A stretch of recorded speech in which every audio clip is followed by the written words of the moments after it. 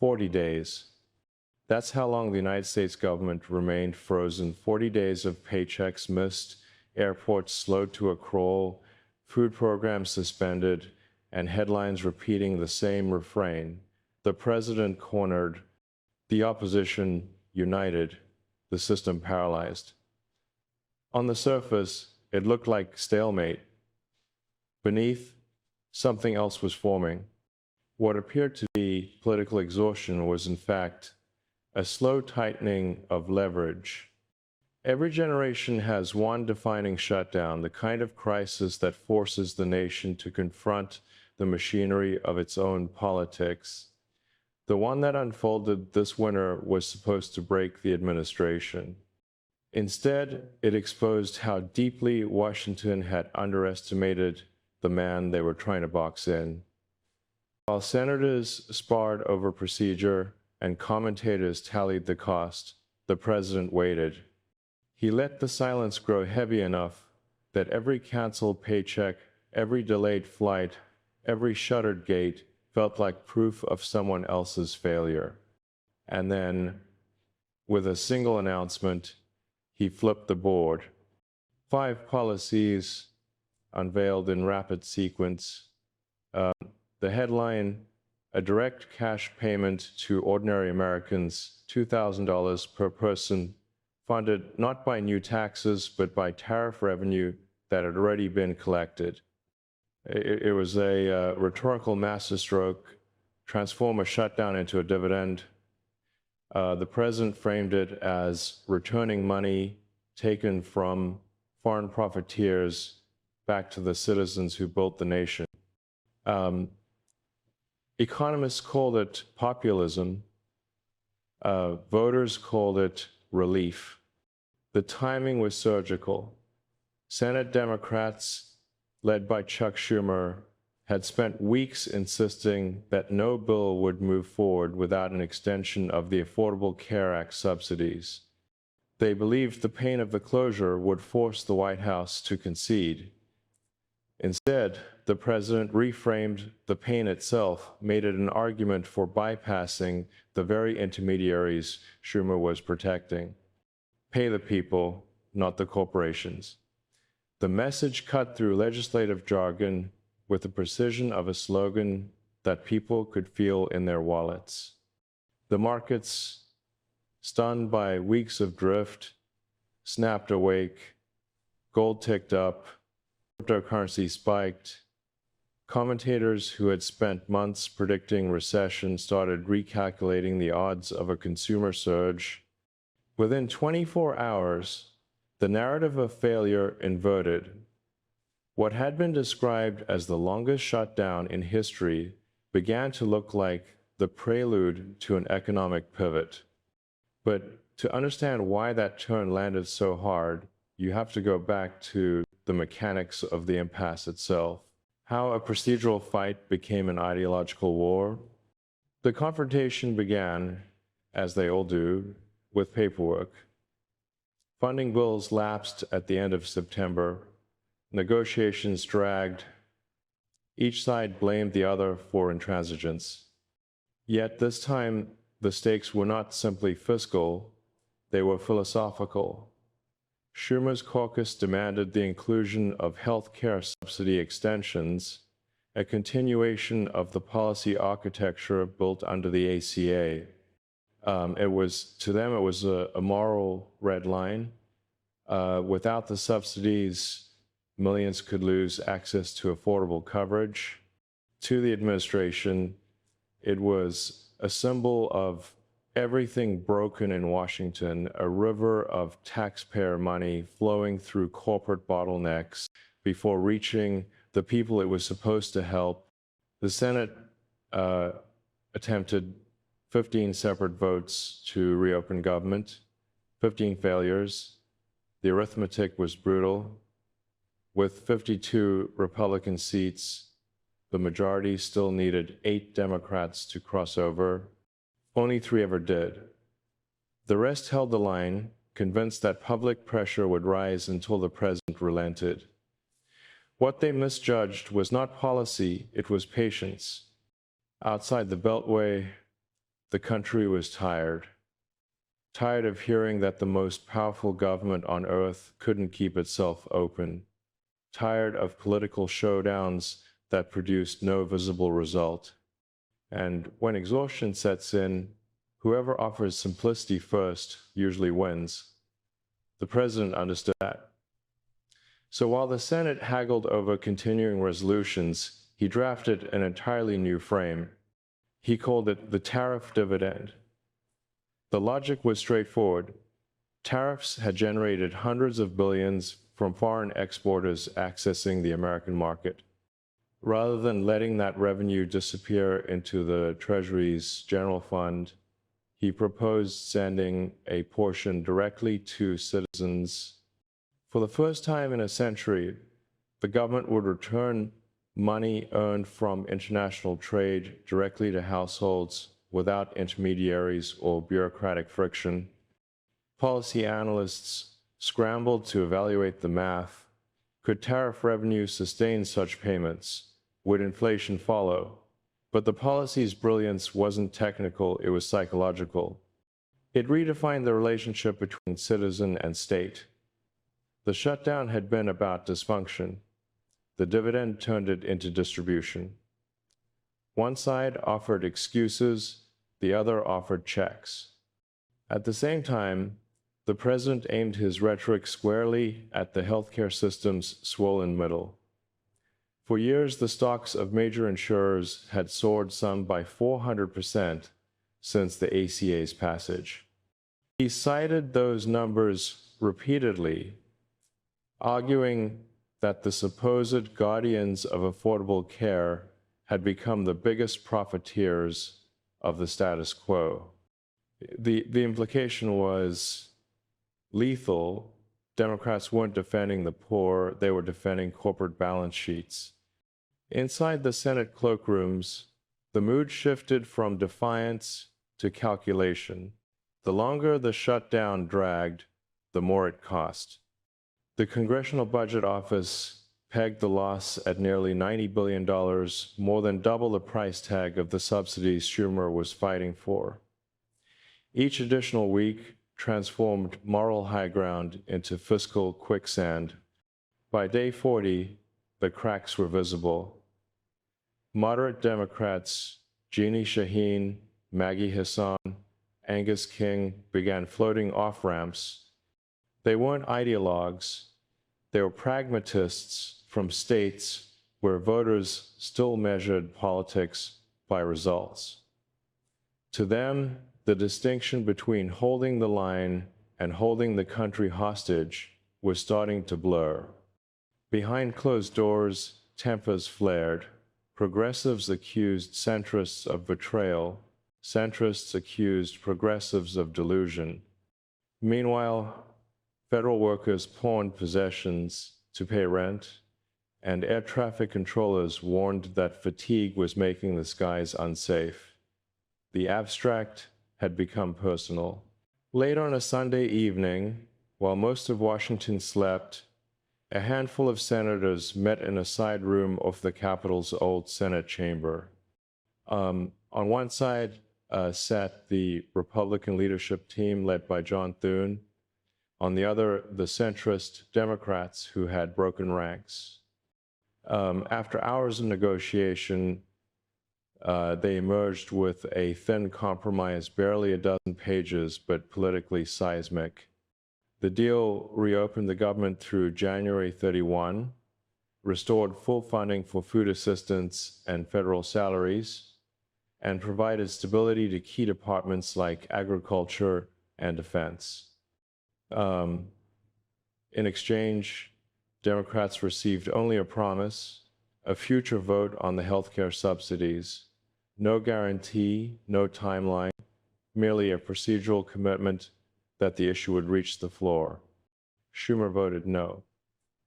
But 8 Democrats crossed over. The measure passed easily. When dawn broke, Washington was open again. Paychecks resumed. Parks reopened. Airlines cleared backlogs. The country exhaled, and the president seized the moment. Within hours, he declared victory. not over Democrats, but over dysfunction. For the first time in 100 years, he wrote, America is earning revenue without taxing its own people. He reminded the nation of the coming payments, casting them as the reward for resilience. The narrative crystallized, while others argued he delivered. Even critics admitted the optics were brutal. 40 days of paralysis, nearly $90 billion in losses, and the opposition left with nothing but a symbolic vote. Progressive outlets called it capitulation. Business journals called it stabilization. Either way, the scoreboard was clear. The aftermath, when the dust settled, the end of a shutdown is usually anticlimactic. A quiet procedural vote, a sigh of relief, and a slow return to normal. Not this time. This time, the political plates had shifted. Inside the Democratic caucus, recriminations began immediately. Hakeem Jeffries insisted the fight wasn't over. Bernie Sanders called the deal a betrayal of working families. Donor calls turned tense.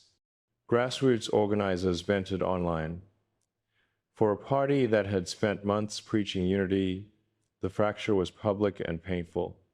Republicans, sensing opportunity, framed the outcome as proof that conservative populism could outperform progressive paternalism. Their talking point was devastatingly simple. Democrats fought for insurance companies. Republicans fought for taxpayers. In an age where perception outweighs policy, simplicity wins. But the deeper story wasn't about partisanship, it was about a shift in how Americans conceive of government itself. For a century, the federal model had operated through intermediaries, agencies, contractors, insurers, institutions. Citizens paid taxes into a maze and received benefits filtered through layers of bureaucracy. The shutdown and the tariff dividend proposal that emerged from it challenged that architecture. It suggested a direct relationship. Revenue flows out, value flows back, without the middleman. Some economists called it naive. Others saw something more radical, a prototype for a post-bureaucratic state, where technology allows governments to transact directly with citizens, bypassing entire industries that once mediated trust. Whether intentional or not, the president had stumbled onto a model with implications far beyond the shutdown, the political math, and the coming realignment. Elections are arithmetic before their poetry. The shutdown's aftermath turned into a ledger of debits and credits, votes banked, coalitions strained, narratives crystallized. On paper, the administration gained what campaigns craved most, proof of delivery. Not a white paper, not a round table, but a policy pivot that ordinary people could imagine hitting their checking accounts. That is political currency in its purest form. For Senate Democrats, the calculus was harsher. The progressive wing had invested its credibility in the leverage theory. Pain creates pressure, pressure creates concessions, concessions justify the pain retroactively, but when the pain skyrockets and the concession is a promise of a vote, the model implodes. The longer-term risk isn't merely one bad news cycle, it's habituation. Voters grow accustomed to the idea that one side creates bottlenecks and the other side clears them. Once that association sets, it's remarkably hard to dislodge. Something else shifted quietly but measurably. Independent voters, the cohort that recoils from ideological sermons and warms to practical deliverables, began to differentiate between procedural governance and transactional governance. Procedural governance explains why the Senate could not move a bill Transactional governance explains how the executive can move a country. You may prefer the former on constitutional grounds, and there is a strong case for that, but the latter wins more dinner table debates. Down ballot, the ripple effects are uneven but real. House districts with large federal workforces felt the shock first.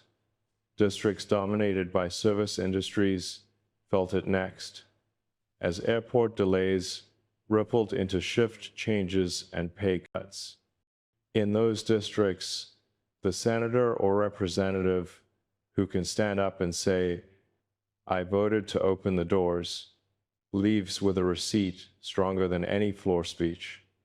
The next time a continuing resolution appears, moderates will remember the price of purity. The president's messaging team understood the compounding power of small certainties.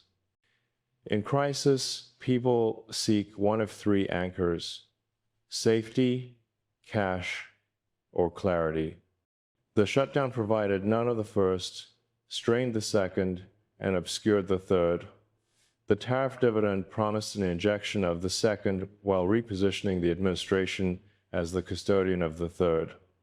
That trifecta: security for travelers, money for households, a story that connects them rewires how swing voters process the next standoff. Critics argued that direct payments are political sugar highs. A rush today, a reckoning tomorrow. The administration countered with a claim rarely heard from presidents: we are underlevered. The phrase does double duty.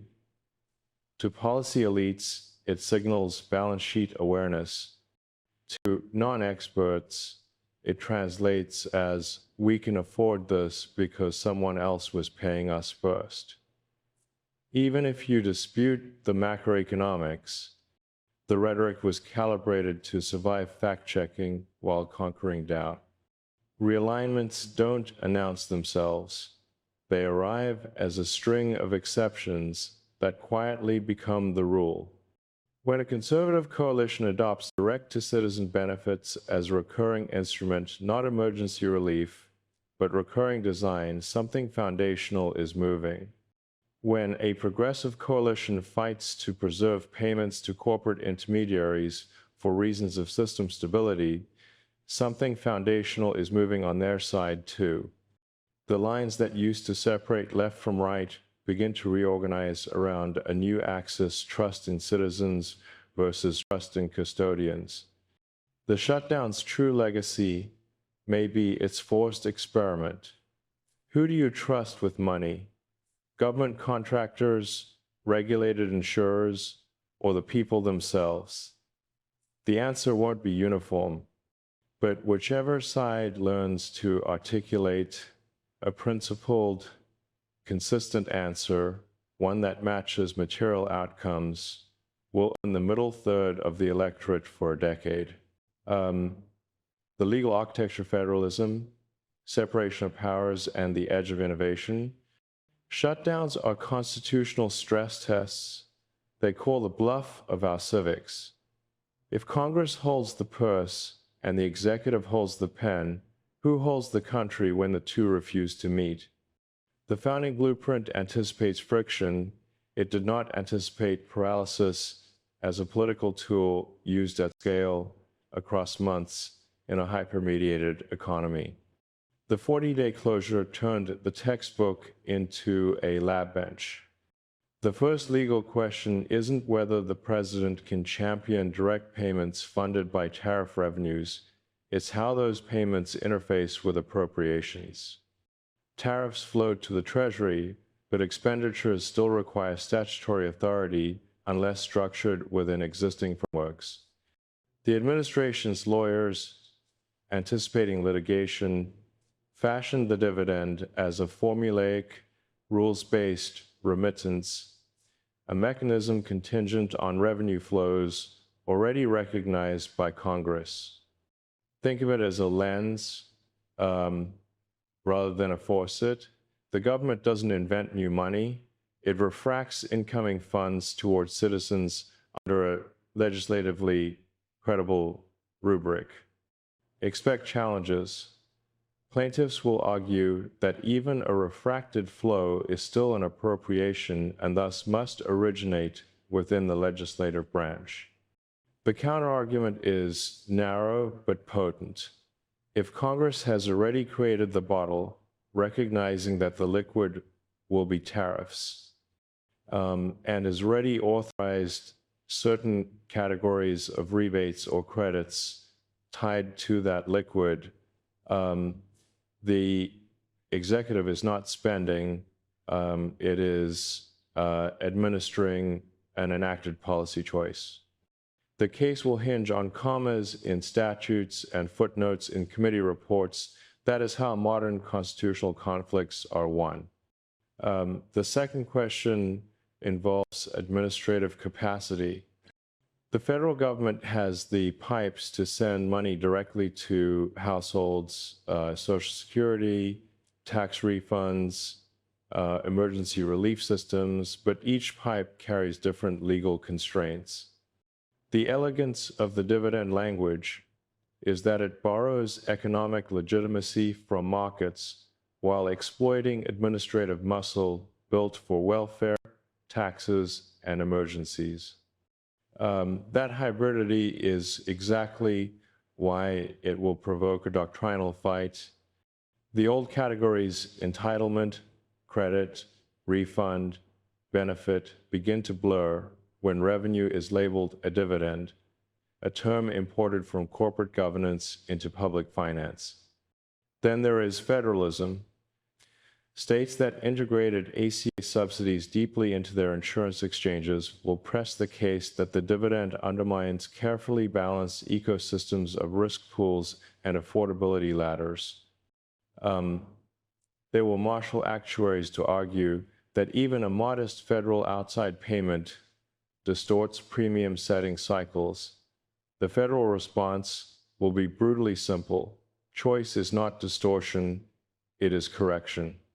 If a system requires that citizens have no alternative to absorb price inflation, the system is the distortion. Courts, particularly at the appellate level, dislike being forced to adjudicate macroeconomic policy. They prefer procedure to substance. Expect opinions heavy on standing, ripeness, and statutory interpretation light on grand pronouncements. The Supreme Court may avoid merits review entirely if the policy can be sunsetted and reauthorized within normal budget cycles. But even a dodge leaves behind a normative residue. The executive's capacity to route around frozen legislatures increases when the routing is traceable, limited, and popular. What worries constitutional traditionalists isn't this dividend in isolation, it's the precedent. If tariff flows can become household remittances without a fresh appropriation, could carbon fees become household remittances? Could spectrum auctions? Could antitrust fines? The slope is slippery by design. The administration will argue that each flow requires its own legislative hook. Skeptics will hear a roadmap for a post-appropriations presidency. Both concerns are valid. The cure is not to forbid innovation. It is to codify guardrails, disclosure, sunset clauses, statutory caps, and judicially reviewable formulas. Shutdowns force governments to choose between purity and continuity. The legal architecture that emerged from this one did something rarer. It chose continuity by evolving the law's plumbing without smashing the fixtures. That is how constitutional orders survive their own contradictions. The economic mechanics, how a dividend flows through the real economy. Macro theory is elegant, grocery lists are not. The usefulness of any direct payment ultimately depends on mundane questions. When does the money arrive? Who gets it? What do they do in the first week? In the first quarter? By the end of the year? Day one effects are psychological and powerful. Households facing delayed paychecks or drained savings react to cash with a relief to spend ratio far higher than in normal times. The first purchases are debt service, rent, utilities, and groceries. That means the dividend's initial multiplier runs through local cash registers, not luxury imports. It props up small retailers and service providers who suffered most from the shutdown's demand shock. Week 2 brings substitution. Families recalibrate prepaid medical visits, car repairs deferred during the closure, children's winter clothing. The dividend becomes a shock absorber for months of accumulated micro-deferrals.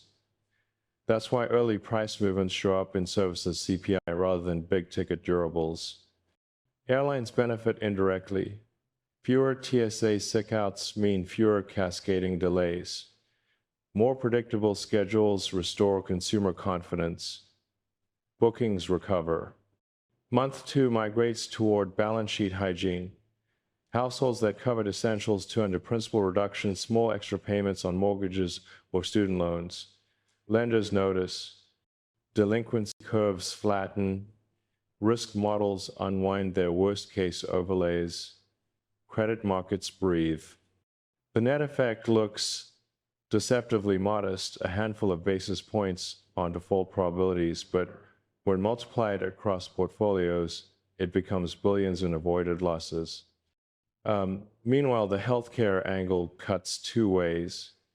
If citizens perceive that cash in hand substitutes for a portion of subsidy-induced premium relief, some will pivot from silver tier plans to high deductible plans paired with savings. Insurers will warn of adverse selection. The administration will counter with price discovery. The outcome depends on elasticities of risk tolerance in the 45-64 cohort. If even 5-7% switch in year 1, premiums may wobble in certain exchanges, but out-of-pocket satisfaction among switchers will spike. That asymmetry will feed the political narrative more than the actuarial tables. On the supply side, the dividend rides on top of an Asia-driven easing of input frictions, rare earth agreements, freight normalization, and a cooler tariff horizon compress the variance spans manufacturers had baked into their 2024-2025 pricing. Lower variance doesn't always lower price, but it alters corporate behavior. CapEx that was paused becomes penciled. Hiring plans that were provisional become signed offers. You don't need a boom. You need predictability with a nudge. The dividend is the nudge. The debt hawk's rejoinder is righteous. What of the deficit, the long arc? The administration offers two hedges. First, the dividend is pro-cyclical and formula limited. It rises and falls with tariff receipts, not with political appetite. Second, it is sunset gated. Renewal requires fresh legislative oxygen. Those hedges are not ironclad, but they are enough to separate this from classic stimulus. If Congress wants permanence, it must legislate permanence. If it refuses, the payment becomes a one-time lesson in what a direct state looks like. The market's verdict is contingent, not euphoric. Equities that benefit from consumer cash flow, big box retail, discount grocers, travel gain first. Insurers plateau as investors game out churn. Industrials recover as backlog clears. Gold rises not because of panic, but because a world of managed uncertainty always bids for safety. Crypto pops because crypto pops whenever narratives about disintermediation surge. None of this is prophecy. All of it is pattern recognition from 50 years of policy shocks. The most durable effect is cultural. Once citizens feel the state transact with them without a middleman, they remember. Policy memory is sticky. That stickiness, more than any spreadsheet, is why opponents fear the dividend. Economies normalize, expectations compound. The narrative battle and the 2026 MAPPO. Politics is an expectations machine. Whoever sets the baseline wins the variance. After the shutdown, the baseline changed. Voters now expect two things at once: frictionless government and frictionless benefits. That is unfair to institutions designed for deliberation. It is nonetheless the reality campaigns must navigate. Republicans will carve the 2026 message into three planks: competence over chaos. We reopened the government. They prolonged the pain. People over intermediaries. We paid you directly. They defended insurers. Security with choice. We stabilized travel and the supply chain while expanding your options. Democrats have countermoves. Guardrails over gimmicks. One-time checks don't build hospitals or fix bridges. Systems over stunts. Integrated healthcare prevents catastrophic risk for families. Institutions over improvisation. Shortcuts today become vulnerabilities tomorrow. Both stories have internal coherence. The deciding terrain is not ideological, it's credibility under stress. Which leaders look like they can run the machine without breaking the gears when the next shock hits? The shutdown offered a preview that favors the incumbents. That advantage is conditional. One supply shock, one geopolitical surprise, one misstep in implementing the dividend, and the narrative resets. Candidate recruitment will reflect the new axis. Republicans will hunt for operational pragmatists, former mayors, logistics executives, state auditors, people who can speak about throughput, not theory. Democrats will elevate system stewards, hospital administrators, former HHS officials, policy entrepreneurs, people who can say, I've kept the complex from collapsing. Voters will have a choice between two kinds of competence that is a healthier contest than a morality play. Media framing matters less than it used to, but it still sets the first draft. Outlets that bet the farm on the shutdown breaking the White House now face a trust penalty.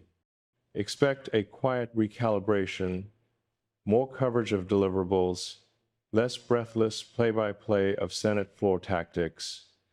Niche media on both sides will harden, but the electorally relevant middle will consume service journalism.